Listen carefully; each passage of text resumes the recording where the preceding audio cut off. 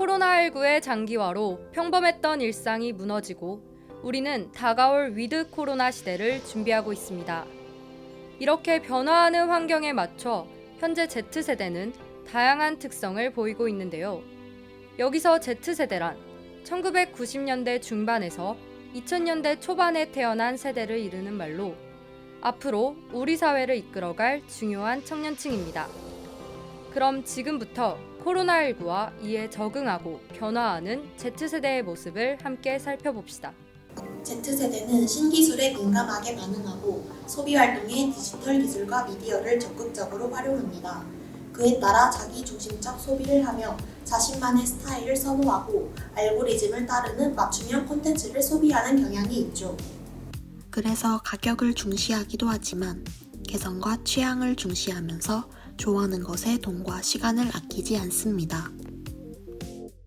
하지만 코로나19 시대가 찾아오면서 Z세대는 가격과 실용성을 더욱 추구하게 되었고 중고거래를 하는 횟수도 늘어나게 되었습니다. 또한 건강을 위한 소비도 많이 늘어났는데요. 코로나19로 인해 헬스장 및 체육관 이용이 줄어들었고 홈트레이닝, 줄여서 홈트가 유행하고 있죠. Z세대는 홈트레이닝을 어떤 플랫폼을 통해 접하게 되었을까요? 바로 유튜브입니다. 유튜브에는 홈트 콘텐츠 외에도 요리, 취미, 공부 등 여러 콘텐츠를 제공하고 있습니다. 특히 Z세대는 짧은 동영상으로 정보를 얻는 것을 선호하기 때문에 다른 동영상 플랫폼보다도 유튜브를 통해 다양한 콘텐츠를 접하고 있죠. 또한 Z세대의 TV 이용률이 굉장히 낮은데요. Z세대의 3분의 2가 TV보다 OTT를 더 많이 이용한다고 합니다. 여기서 OTT란 개방된 인터넷을 통하여 미디어 콘텐츠를 제공하는 서비스를 이야기합니다. TV를 대체할 수 있는 넷플릭스, 왓챠, 티빙 등의 OTT 플랫폼을 통해 주로 영화, 드라마, 예능 등을 시청하죠. Z세대의 미디어 소비 현황에 대해 간단하게 설명해 주실 수 있나요? Z세대는 거의 미디어와 함께 태어난 세대라고 할 수가 있어요. 어렸을 때부터 아마 핸드폰을 봤을 수가 있고요. 동영상 시청이라든지 일상생활에서 체화가 된 그런 세대라고 할 수가 있습니다. Z세대 특징 같은 경우에는 맞춤 서비스를 굉장히 원해요. 자신이 재미있는 영상을 딱 그 부분만 보기를 원하는 특징도 있어요. TV 같은 경우에는 이제 처음부터 끝까지 봐야지만 그 안에서 재미와 즐거움을 느낄 수 있도록 굉장히 탄탄한 구성을 해가지고 이제 방송을 하는 경우들이 많은데 Z세대 같은 경우에는 그런 게 굉장히 지루하고 어느 부분이 언제 재미있을지 몰라서 1시간, 2시간 시청한다는 굉장히 부담으로 느껴질 수가 있거든요. 굉장히 짧은 영상 그리고 내가 재미있는 부분을 골라보고 싶은 그런 욕구가 굉장히 강합니다. 코로나19로 인해서 디지털 기술 및 미디어 소비가 어떻게 바뀌었는지 설명해 주실 수 있나요? 인공지능 기술, 빅데이터 기술이 발달을 하면서 소비자층을 굉장히 세분화하는데 그 기술들이 많이 쓰여지고 있어요.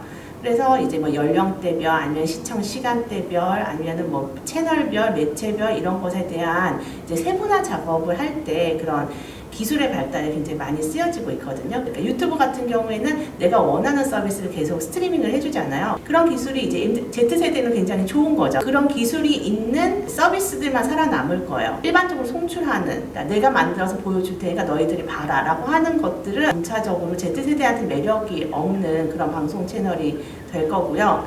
그리고 하나 이제 덧붙이고 싶은 거는 그런 기술의 발달은 여러분들이 무엇을 하고 있는지 다 이제 보고 그것에 맞는 이제 맞춤 방송을 하는데 거기에 이제 저는 이제 한 가지 덧붙이면 개인 정보 보호 이슈가 조금 앞으로 대두가 될 거라고 생각이 들어요. Z세대가 내가 원하는 거를 제공받는 건 너무 좋지만 그러면서도 내 개인정보가 침해되는 것도 굉장히 싫어할 거거든요. 이제 그 중간에 균형을 잘 맞추는 게 중요하다고 생각합니다.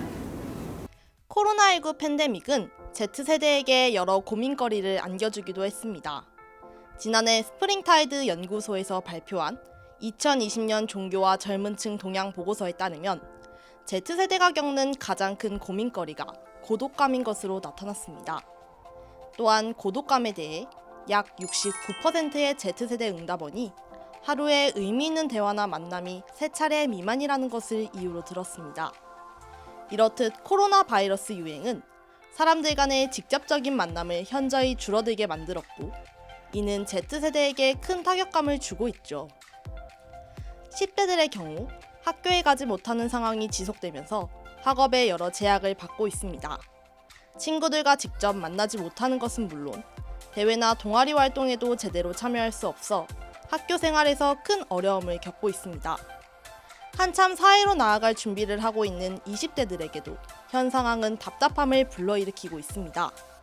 이들은 코로나19로 인해 일자리가 줄어들면서 극심한 취업난을 겪고 있을 뿐 아니라 생활 반경에서 갖가지 어려움들을 마주하고 있습니다. 그러나 Z세대는 이러한 환경적 어려움을 극복하기 위해 다양한 노력들을 시도하고 있습니다. 미디어 사용에 강한 세대인 만큼 줌, 구글 미트 등의 화상 프로그램을 활용해 이른바 온라인 모임을 이어가는 모습도 보여주고 있습니다. 이 밖에도 SNS와 커뮤니티 등을 활용하면서 서로의 소식을 주고받기도 하죠. 저는 코로나19로 인해서 Z세대가 겪는 가장 큰 문제는 네트워크 형성의 단절로 인한 정보 격차라고 생각합니다. 코로나 이전에는 자연스럽게 학교나 동아리나 혹은 크게 보자면 길거리 동네에서도 만나면서 자연스럽게 라포를 형성하고 친밀관계를 형성하면서 이야기를 자유롭게 나누고 그 가운데 정보가 오갔습니다. 하지만 이제는 예전처럼 오가던 정보가 되게 강한 노력이 있거나 아니면 되게 발이 넓은 지인을 만나거나 그러지 않고서는 서로 오가기 어려운 시대가 되었습니다. 그러나 지금 경쟁이 수많은 지금 상황에서 봤을 때 정보의 부족은 자연스럽게 경쟁력 부족으로 이어질 수 있습니다. 이러한 부족은 Z세대들이 현재 겪고 있는 당면한 문제에 직면했을 때 어려움으로 다가올 수 있고 현재 Z세대들이 이러한 네트워크 단절로 인해서 얻게 되는 정보 격차가 저는 앞으로 나타날 가장 큰 어려움이라고 생각합니다. 저는 앞서 말했듯 코로나 상황으로 인해서 네트워크가 단절되는 것이 Z세대가 겪는 가장 큰 어려움이라고 생각하기 때문에 코로나 이전보다 동기들이나 친구들과 연락을 더 자주 하고 문자도 나누면서 계속해서 관계를 유지하기 위해 노력하고 있습니다. 또한 정보가 부족해지는 문제를 해결하기 위해서 유튜브를 통해서 다양한 정보를 찾아보며 익히고 있는데요. 먼 곳에서 등교하다 보니 생기는 교통비 문제를 해결하기 위한 광역 알뜰 교통카드나 혹은 운전면허를 딴 사람은 누구든 이용할 수 있는 안전운전 마일리지 혹은 제가 배우고 있는 전공인 사회학적인 지식을 더 늘리기 위해서 유튜브 채널 팝콘 사회학을 통해서 사회학 공부도 계속하면서 영상물을 통해서 얻을 수 있는 정보를 최대한 얻고자 노력하고 있습니다. 지금까지 전례 없는 팬데믹 상황에서 Z세대의 모습이 어떻게 나타나는지 알아보았습니다. Z세대는 사회로 나아가 앞으로의 미래를 책임질 핵심 층이기에 이들이 겪고 있는 현 상황에 사회적인 관심을 가질 필요가 있습니다. 다양한 노력을 통해 우리가 마주한 상황을 극복해 간다면 더 건강한 미래 사회를 이룩할 수 있을 것입니다. 감사합니다.